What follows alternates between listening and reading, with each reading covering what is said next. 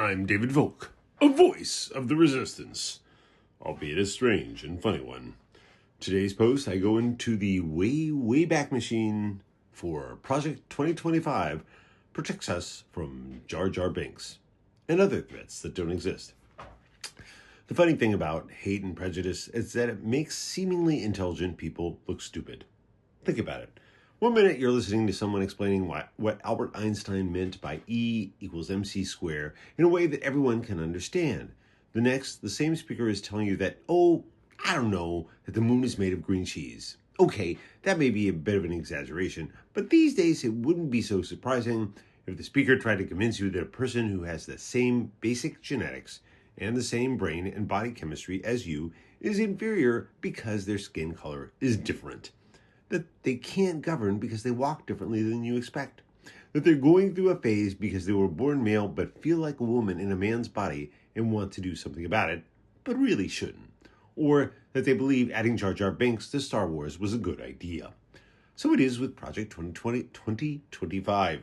Each chapter, some of the finest minds of the Trump administration will be in the middle of an intelligent-sounding, semi-convincing explanation of why things are the way they are and how things could be improved when they suddenly blame the apparently unacceptable status quo on their opponents being either woke, trans, DEI, left-leaning, or having some other attitude or proclivity that they oppose.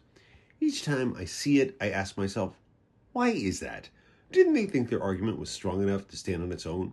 Did they think that the only way to get others to believe their highly detailed arguments was to dismiss the other side as lazy by using their own lazy cultural shorthand? As I enter Chapter 7, which focuses on the intelligence community, I have decided that each time I see one of these shorthand phrases, I'm going to replace it with Jar Binks. As in the sentence, future IC, intelligence community, leadership must address the widely promoted Jar Binks culture that is spread throughout the federal government.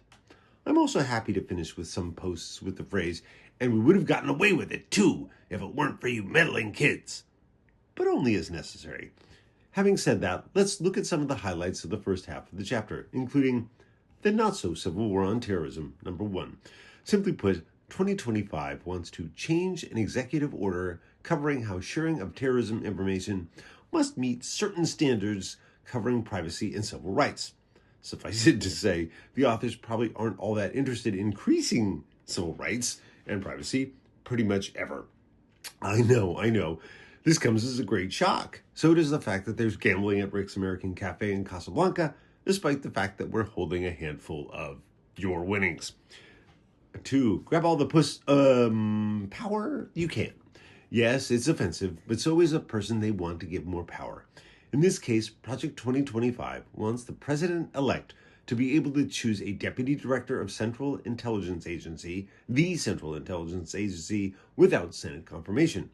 Rumor has it that Trump was considering the, quote, late great Hannibal Lecter just because, which is argument enough for Senate review. 3, but wait, there's more. If you order before Senate confirmation, you'll also get a deputy director who can fire Biden administration appointees to keep them from burrowing into the CIA so that you can replace them with your own loyalists who will burrow into the CIA. You'll also get this bamboo steamer, a set of steak knives, and so much more.